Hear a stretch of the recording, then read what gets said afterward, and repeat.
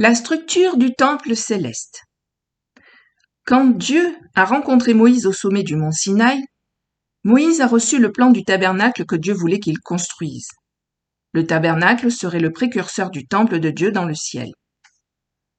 Et qui rende un culte, image et ombre des choses célestes, selon l'ordre divin qui fut donné à Moïse lorsqu'il devait dresser le tabernacle.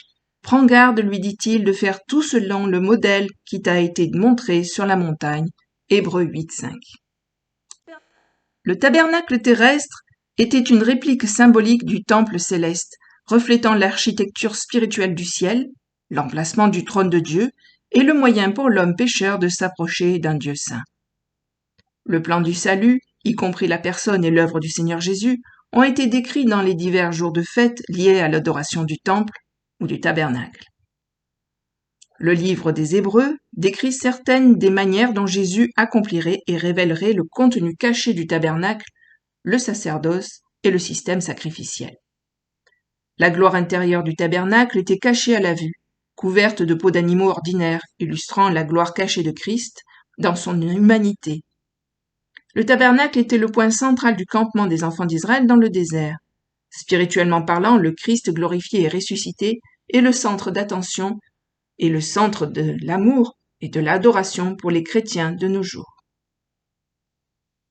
Le tabernacle terrestre se composait d'une tente avec 2 compartiments et d'une cour extérieure.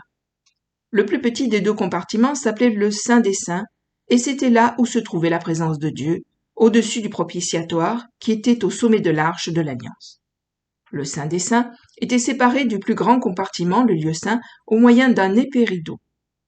Devant le rideau qui séparait le Saint des Saints et le lieu saint, et face au Saint des Saints à l'ouest, se tenait l'autel d'or de l'encens. La menorah dorée à 7 branches diffusait sa lumière depuis le côté sud du lieu saint, et la table dorée des pains de proposition était située du côté nord. La seule entrée de la tente de réunion se situait à l'est, juste en face de l'autel de l'encens, de l'arche et du rideau. Le tabernacle était conçu pour être démonté et transporté lorsque les enfants d'Israël voyageaient, suivant l'ange du Seigneur dans la colonne de nuée et de feu. Seuls les prêtres qualifiés étaient autorisés à entrer dans le tabernacle. Dieu choisit la tribu de Lévi pour être ses prêtres.